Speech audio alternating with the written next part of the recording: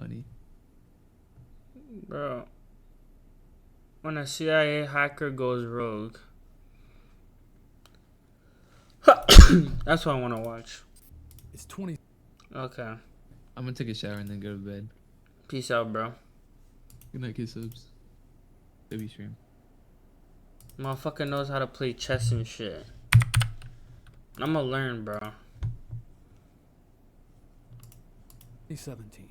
It's the day before the Super Bowl. Alright, so when a CIA goes rogue, let's see this bullshit. Beyonce announced she's expecting twins. Bad and Bougie hits #1 on the Billboard charts. And the whistleblowing platform, WikiLeaks, begins sending a series of cryptic tweets. What is Vault 7? This initial question is paired with a photograph of the global seed vault in Norway. I remember this bullshit. I remember this being on the news. This being a big deal. I remember this. There's an origin story to Leaving this? viewers wondering what the connection is. The next day, another question is asked, along with another photo. This time of a Nazi vault, used to store gold during the 1940s. This continues for 4 more days. Each tweet posing another question, along with another photo. An engine test at Langley Air Force Base in Virginia, fake newspaper covers of famous whistleblowers, a stock image of a welder, and lastly, a photo of a woman mailing a letter, reportedly taken by East Germany's secret police during their surveillance operations. After February 9th, the tweets stop. Online posters begin trying to decipher the meaning behind these seemingly unconnected photos and that initial question. Most believed it would be a continuation of the Hillary Clinton email releases, which WikiLeaks was known for. Some think it could be connected to Not to get political here, but them folks said World Her- Trade her- Center Hillary- Building 7, and a Hillary few even WikiLeaks suggest that the tweets could be the did her work in. of the I think cryptographic that's what it puzzle was. organization Cicada 3301. But it wouldn't be until almost a month later that WikiLeaks would mention Vault 7 again, this time with no warning. Vault 7 Year 0, a torrent link to a set of encrypted files accessible only with a password. That password, What? a John F. Kennedy quote released the following morning, unveiled 8,761 files on hacking and surveillance techniques developed and used by the CIA, making this What? the largest leak of classified intelligence documents in history. Criminal investigation Wow. is underway in the U.S. following the leak of Some 8,000 documents that details the CIA's technical capability to carry out hacking. Would like to thank the CIA for their gift of a brand new smart television. WikiLeaks founder Julian Assange Did Buddy just throw a TV in the water? criticized the CIA for keeping the data in one place, calling it incompetent. Is it clear to you, Michael, that this was an inside job? Absolutely. This has to be an inside job. You can surveil someone through their phones, through their television sets, and microwaves. that They've turn been into telling us cameras, that. etc. They can look at you through your damn phone. They can spy on you if they wanted to spy on you and shit. Your name, your phone number, your home address, your email address, social media accounts, family members, and court records. All these personal private details are scattered across the internet, accessible to anybody curious enough to look. This information is being traded right now by entities known as data brokers. They're not some Yep. shadowy figures from a spy thriller. They're legitimate businesses, making a profit off your private lives, creating detailed profiles on us without our consent. But that's where today's sponsor, Delete Me, steps in. Delete Me is here to do the heavy lifting of pulling your personal information off these sites that can barely and the risk to your personal safety, like identity theft, financial fraud, and even stalking, escalate. Since I started using their service, they've tackled 3 prying eyes of data broker, 20%. Somewhere in the suburbs of Northern Virginia, there's an office building that looks like any other office building, except this one has fences fit for a prison and guards who are equipped for a full-scale firefight. What? Just to get in requires a security check and a key card, because this building houses the Cyber Intelligence Division of the CIA. On the 9th floor, through another door that requires badge access, lies the Operations Support Branch for this Cyber Intelligence Division. The OSB is considered the CIA's hacker unit and only employs around a dozen people. It is I in know this people who office, work in there on this be- private network, be not on them connected to the computers internet, all that the Vault day, 7 all tools were night. developed and maintained, meaning that this leak came from this room. 20 minutes after WikiLeaks tweets the password to those encrypted files, it announces that the planned press conference from WikiLeaks founder Julian Assange. I would say it's like having another producer in the room that knows exactly what But you he's want. in big This is trouble. co-producer. The fastest way to Assange has been put on hold since his video streams are being hit offline. Within hours, news outlets such as The Guardian, Wired, and The New York Times begin reporting on the release, and researchers around the globe begin diving into the extensive documentation. But we still haven't answered that initial question. What exactly is Vault 7? The series of releases, published from March to November, alleged that the U.S. consulate in Frankfurt, Germany, is a covert CIA hacking base used to attack targets in Europe, Asia, and the Middle East. Revealed that the CIA has a practice of stealing malware from foreign states such as Russia and using these in attacks to leave behind the digital fingerprint of the groups the attack techniques are stolen from, essentially framing others for their operations, and detailed how the CIA hoarded zero-day vulnerabilities. The agency not only stockpiled these, but also purchased them from private entities without disclosing the vulnerabilities to the software maker.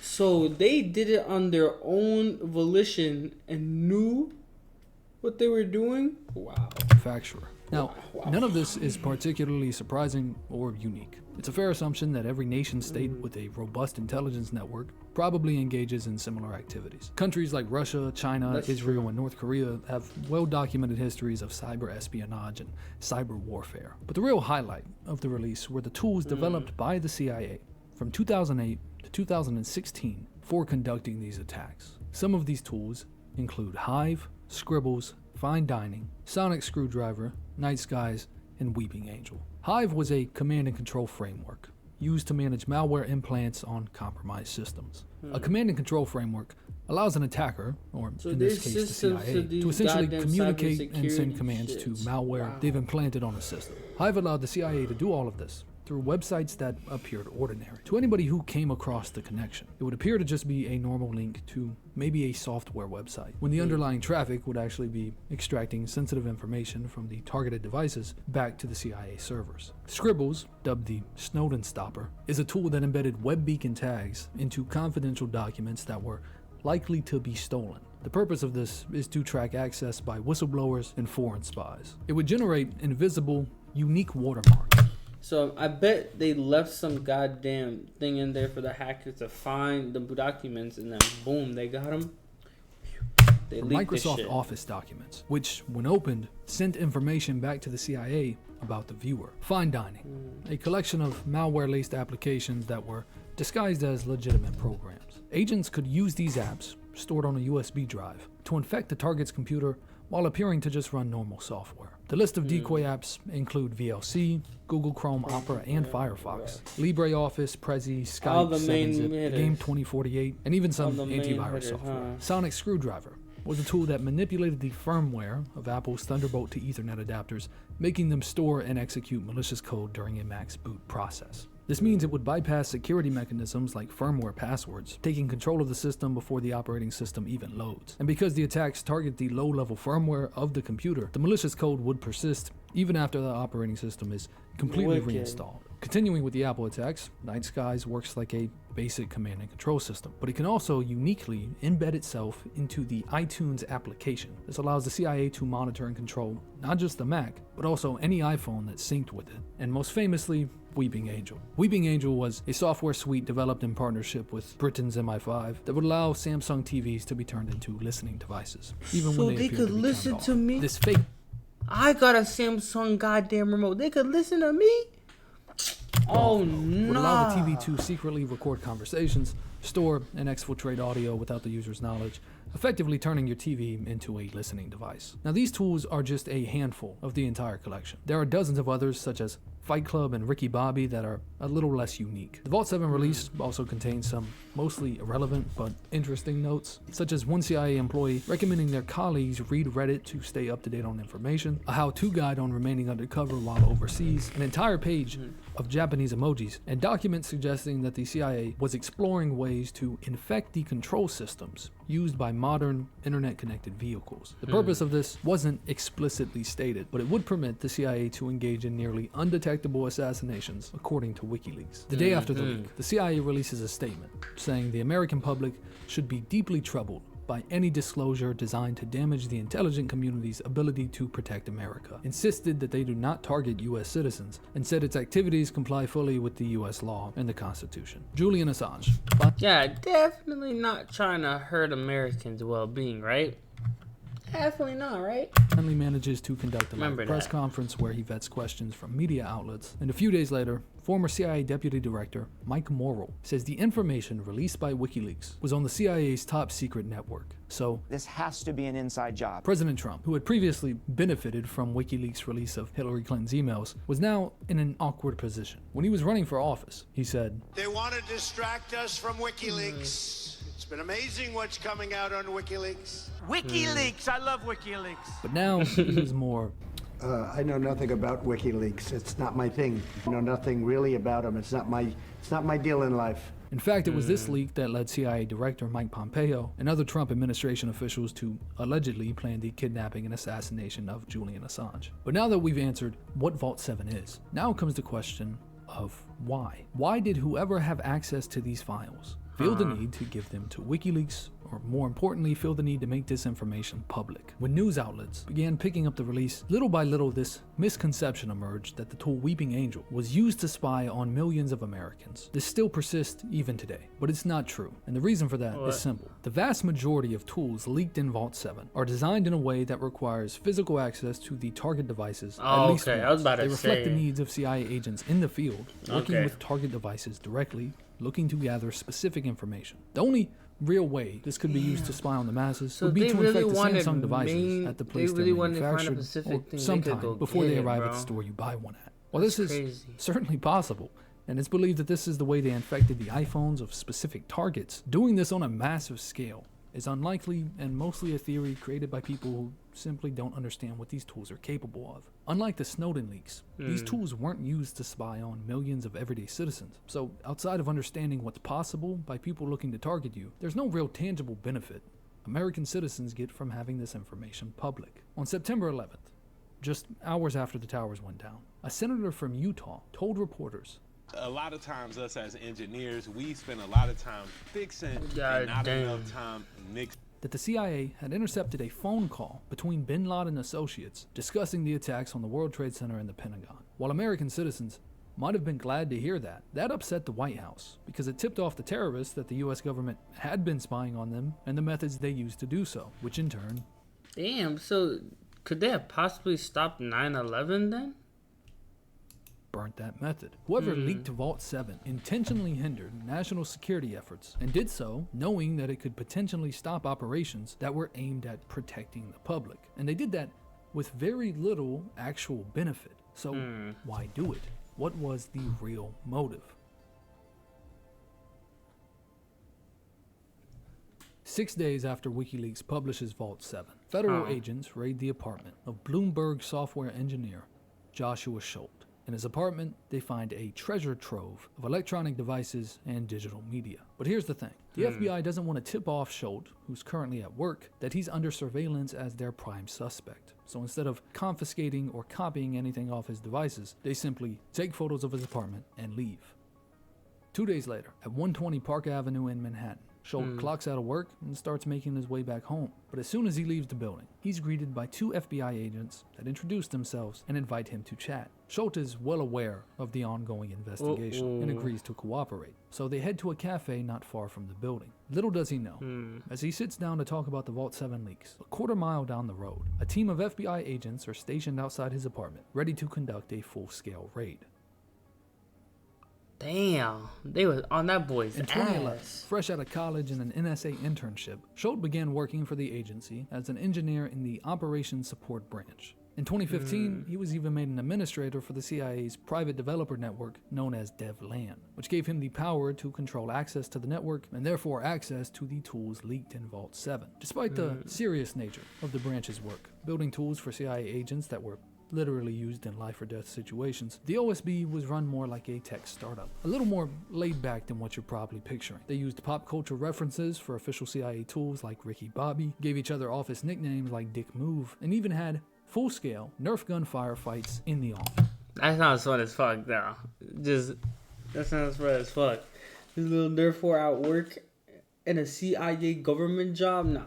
Schultz, You would who never was described think by his that. co-workers as opinionated and a little rough around the edges, seemed to thrive in this environment. However, things changed sometime in 2015, when a new hire known as Amal decided he wasn't as comfortable with the atmosphere. Amal was a little more professional, didn't seem to like Schultz or the Nerf gun firefights, and even nicknamed Schultz Bald Asshole. In October of 2015, Amal began complaining to an OSB supervisor that Schultz was childish and dangerous. In response, Schultz called Amal derogatory and abusive, saying Amal had told him, "I wish you would die in a fiery car crash.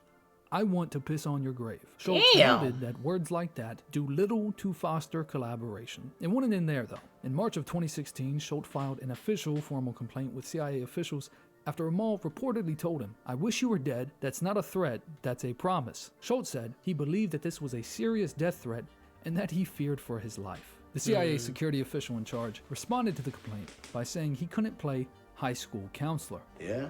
The fuck is wrong with you two? This response made Schultz angry. He felt that the CIA wasn't taking his death threat seriously enough. So he decided to go higher up the ladder and complain to the director of cyber intelligence.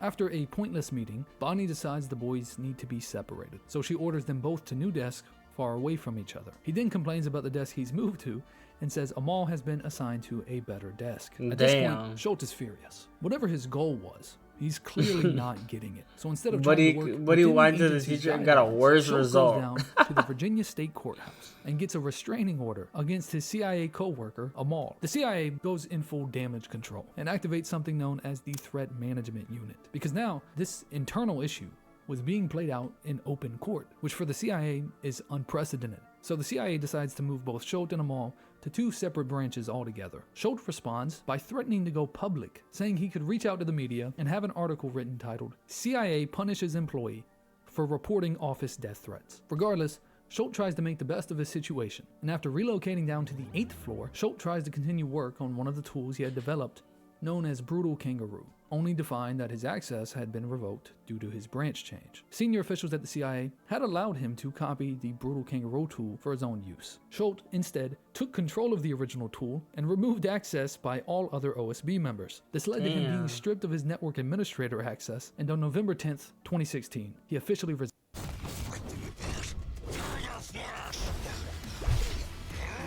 Damn.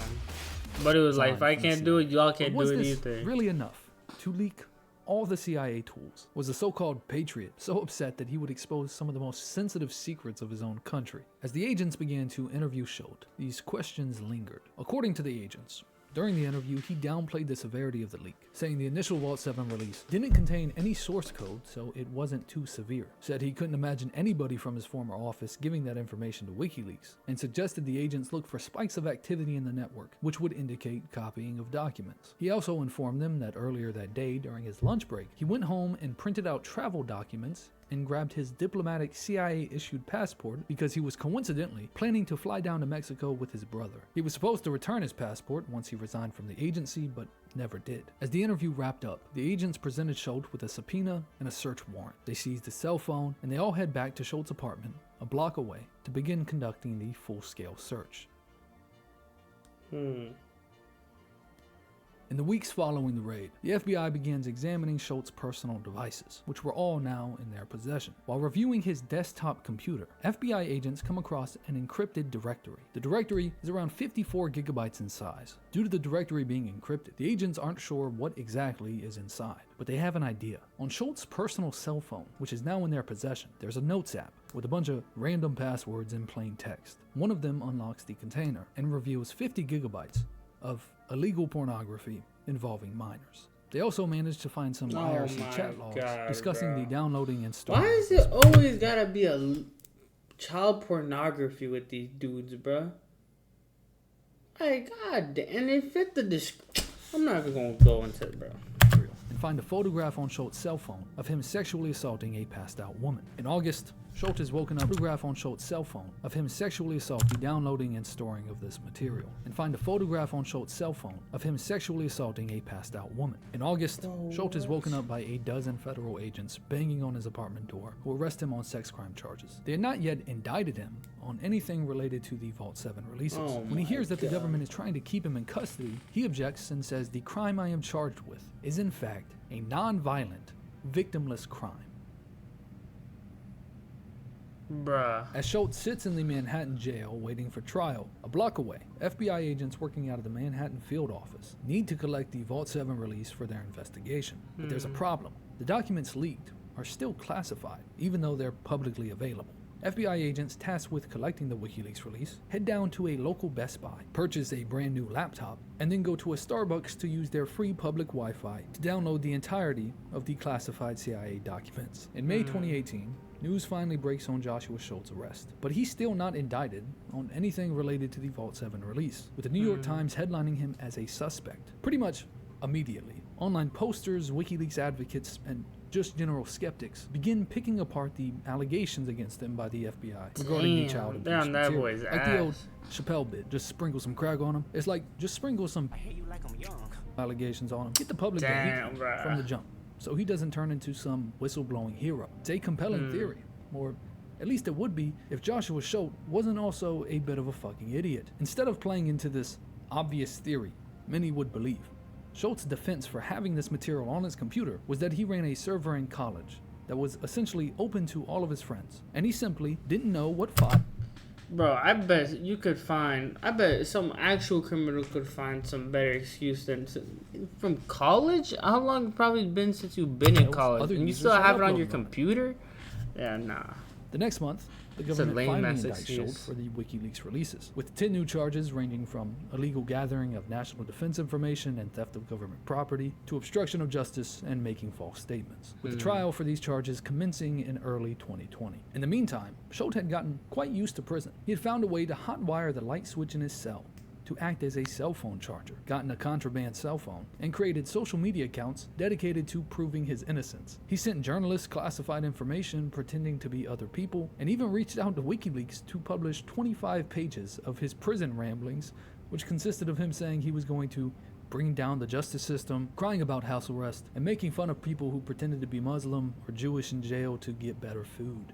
He later converted to Islam. Things seemed to be working out okay for Schultz, until October, when 50 FBI agents and a cell phone sniffing dog raid the jail, take his cell phone, and throw his ass in solitary confinement. Schultz would later tell a judge he was being tortured in jail, claiming the officials at the jail subjected him to cruel and unusual punishment, and wrote, "Terrorists receive better treatment in Guantanamo Bay." Bro, this guy, bro, is trying to fight everything. He won't stop. He can't even humble himself in jail, bro. This dude can't even humble himself in jail, comparing himself to terrorists at Guantanamo Bay. I have my seen the footage God. myself. Schultz would stay in solitary confinement well into his 2020 trial. At the trial, the prosecution provided evidence that after being stripped of his administrative privileges due to the kangaroo incident, Schultz still kept a secret back door to the OSB network. And on April 20th, 2016, Schultz accessed that back door using the password KingJosh3000. While logged in, he accessed one specific backup, the March 3rd, 2016 backup of the OSB tools. He then attempted to scrub his log files and restore the network. As it turns out, the Vault 7 release on WikiLeaks to this day is a perfect match to that March 3rd backup. But despite this, and some more circumstantial evidence, Schultz was only convicted on 2 counts, contempt of court and making false statements to the FBI. The reason for this seems to be that Schultz's defense attorney did a great job at sowing doubt in the government's case, and also that the technicalities of the entire case were fucking confusing, especially to random jurors who might not even own a computer. So the judge declared a mistrial with the retrial scheduled for 2022. In the meantime, Schultz decided he could defend himself, so he fired the defense attorney that managed to get him a hung jury and began spending the next 2 years learning how to properly defend himself in court.